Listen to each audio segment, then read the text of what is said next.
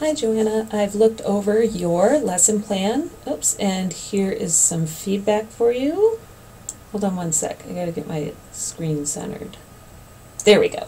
Okay, so this information is nice, filled out very well, and seems very well aligned with the results, essential questions, things like that. Okay. So oral expression and listening, that we're looking for the validity of a message, accuracy and relevance. Okay, that's very good. And, having come to discussion, having read and researched material that they chose on their own. Good, all right. I really like your essential questions in here a lot, and I especially love that at the end of your lesson plan that you use those essential questions in class. You'd be surprised how many people don't do that. So I think those are very nicely written. I think they're well aligned and well used. All right. So students will be able to show whether their article is trustworthy, and they'll understand how to determine whether a publication is credible. All right. Very good. Okay. Your assessments, I think, are well aligned too. And like I said in class, I'm going to kind of cruise through your hook stuff and go right into the direct instruction pieces. All right. Okay. So in your direct instruction, some overall notes that you're to yourself, right, that you're having students take notes and breaks to look at their personal pieces, all right? And I think your direct instruction here is pretty good, but I wonder if it couldn't use a little bit of extension, okay? So we can type an author's name into Google and look for doctor or professor. Professional credentials or being an expert in the field, all right? These beg a little bit of explanation. I think your direct instruction here is a lot of you telling the kids, but not really helping them to explore what exactly that means. So you say, having professional credentials or being an expert in the field helps an author be credible. What does that mean, right? I get what doctor or professor means, right? And it's like right there in someone's name, but what are professional credentials? How many professional credentials are good enough? What if all of your professional credentials are from the Church of the Spaghetti Monster, right? What does it mean to be an expert in the field? How do you know if someone is an expert in the field if I don't know any other experts in the field? You know, teaching them to use things like Google Scholar, where they can see how many times this person has published and how many other people have cited them. That's a really concrete way to see if someone is an expert in the field, because if you type in someone's name in Google Scholar and you get 15 articles and all of them have more than 1,000 source times that they were cited, that's a pretty good litmus test, you know? So help the students to mull these explanations over some, okay? Also, you say, so same thing here, right? What's considered recent? Science 5 years, recent in history and English negotiable. Why? Why is recent in history or English negotiable? What exactly does that mean? If it's up for negotiation, who's the one that establishes the criteria for it? Do you get to say? Do I get to say? Do I again have to go back to an expert or a professional in the field? And why is that, right? Because isn't history all done and over, and all we do is look back at it, and you can just read a history book, right? Oh gosh, you need to start understanding things like current uses in technology changing the way that we can, look at the decaying isotopes and understand the age of the world. Okay, right? That really changes things, okay? Again, help, not just saying, in history and English it's negotiable. Highlight the date in your piece. Okay, why is it negotiable? Help them to explore these ideas, okay? Now, you say, take a look at the language used in the piece. We can look at author's bias and their point of view. All right. You better run through real quick. What is bias? What is point of view? Here, all right? I'm gonna say it, and you're gonna cringe, and you're gonna go, no, but I'm gonna help you, okay? This instruction right here is nothing more than you being an activity director, okay? You say, look at the language in the piece, look at the bias, look at the point of view. Do it. Students read through and highlight positive or negative internals of their piece, all right? You did not model for them nor direct instruct them. Think back to my little flip book, my Bloom's Taxonomy, right? Let's look at the language in a piece, the bias in the piece, and the point of view in a piece. Now, when I look at language, what does that mean? We need to look at connotation and denotation. Good. What's the difference between the two?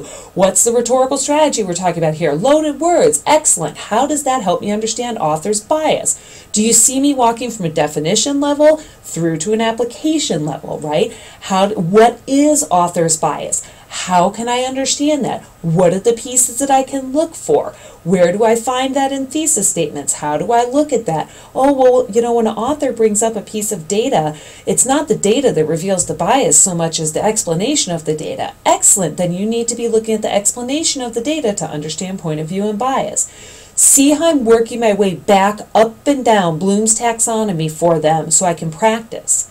So I can give really deep direct instruction and skills practice. Then I need to model this. You whip out a short piece of writing and you say, let's practice that really quick. Remind me, what are the things I'm looking for? Loaded language, choice of data, explanation of data. Excellent. Let's read this short little piece together. And if you think you see a loaded word in here, would you shout out to me and I'll circle it? Great. Oh, I see this. I see that. I see this. Excellent. Great. Oh, here's a piece of data. What are we looking for? Author's explanation of it. Good. Let's bracket that and let's look. Now, when we go back and look at this piece as a whole, what do you think, looking at these loaded words and looking at these author explanations? Do you get what I'm getting at, Joanna? What I have highlighted on your screen right there in blue is like an entire lesson plan, period, okay? You've shoved a whole bunch of information into one lesson plan, and this may be that issue of velocitation that we were talking about in class. You could do this in one class period. You cannot expect your high school students to do this in one class period and to do it well in such a way that they're able to learn. Okay? Let's keep going. All right, so you have look at a sponsoring organization. You say, let's take a look at the web address. edu and .org addresses usually carry more credibility than .com addresses. Why? If you're not going to explain it to them, then ask them to explain it to you. If it's information that you expect that they know, then ask them to demonstrate it to you. So I'm going to tell you edus and .orgs carry more credibility than .coms. Why? And be prepared for them to argue a little bit. There are some great .com addresses out there that are really well vetted. All right? You say, we can look at a publishing organization and figure out if that organization is an expert in the field. How? What's your criteria? How am I supposed to know that? You better be able to pull up a website and walk them through this experience. Usually you would look in the About area or the Home area. Looking at the very bottom of the page for an organization or a copyright might be a good idea. You may actually need to leave the page that you're on and go to a different organization page to research them. Do you see the difference between you saying .edus and .orgs and publishing organizations versus you modeling how to look at the credibility? Okay? You say, would you use information from someone's blog? No, because it's a place to voice personal and often biased and uneducated opinions. Blogs are not always uneducated.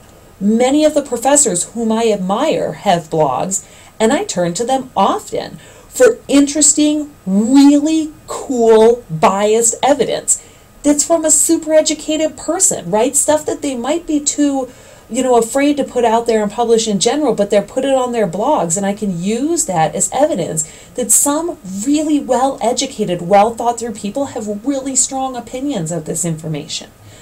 How do you know that it's bad? Are blogs always bad? What if you have a blog from a super credible person who is considered an expert in the area? Again, I'm bringing you back to this difference, Joanna, of saying something to your students, telling them something versus helping them to explore these ideas. Remember, our goal is that we're producing independent thinkers who can then take what they're doing in our class and replicate it elsewhere. And if you are just saying to them, don't use a blog, that's not necessarily replication of well thought through skills. When we look at a blog, how do we vet it? How do we understand it? Let's look at this blog. You know, you've chosen one that's really poorly done. Let's look at this blog. You've chosen one from an expert, right?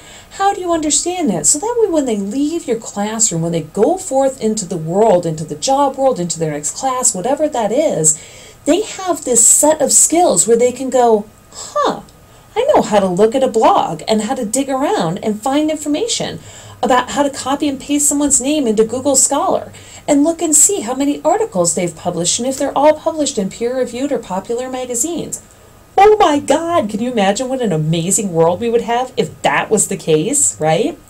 So I'm going to stop talking about that stuff, okay, because you've got a few more pieces in here that I'd like you to go forth and apply to, okay? You know, you ask the students to move on and look at their pieces, all right? And I think if you had done a different kind of instruction up here where you had helped them to walk through the process on their own, that then you could ask them to walk through the process on their own up here. Does that, I hope that that makes some sense. And you know what, Joanna? This is a place of learning, and this is what we are doing. We are learning, okay?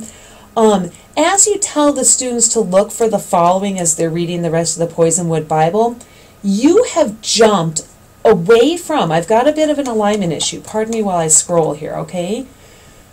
You want your students to participate in a range of discussions, come prepared for discussion, and understand trustworthiness and relevance, okay? Now, we hop into Poisonwood Bible, and you know what you tell them to do? Come up with 5 basic themes that come up throughout the book. You don't redefine theme. You don't run through a review of theme. You don't ask them to run you through a review of theme. You tell the students as they read through the book, use a different color highlighter for each theme. And yet themes are often issues that are inferred, issues that I begin to understand through changes in characterization. And so I don't know when you say use a different color highlighter, if you want like the theme of love sucks is all in pink, and the theme of, right, like, you know, the understand, you know, biblical references, well, God, that's actually a motif. Oof, I can't even do this, right? You tell them that they're going to find one topic or section that they find interesting and go find a credible piece of publishing about that topic, but you don't model for them what your criteria is for this. And you really should, even if you do it with a different book than the Poisonwood Bible. For instance, if I was reading Isabel Allende's House of Spirits, I might find the topic of, you know, vetted mediums to be an interesting topic, and I may want to go find a credible piece of publishing about that, right? You gotta fall back and treat everything as if it's that spiraling piece, it's that wraparound piece. If I want you to find theme, I need to wrap back really quick and go, someone define what theme is for me, someone define what theme isn't for me. Let's look at this tiny little excerpt from a piece of publishing here. How do I know what the theme is? Right, because theme isn't just an idea, it's an author's opinion about an idea that they want you to learn about that idea. How do I find recurring themes? What are the different opportunities to find them? Plot development, you know, characterization changes, blah, blah, blah. You see what I'm getting at, okay? So, I love the fact that you wrapped back around and talked about those essential questions, okay? You probably need a transition in here, and we'll be talking about transitions later in the semester. I hope that this was helpful. I know it's long, I know it can be a little overwhelming, but you can listen to this as much as you want and start digging into that recurring piece that I'm bringing back to you of breaking down into tiny little spiraled mini lessons each time. Okay? Thanks.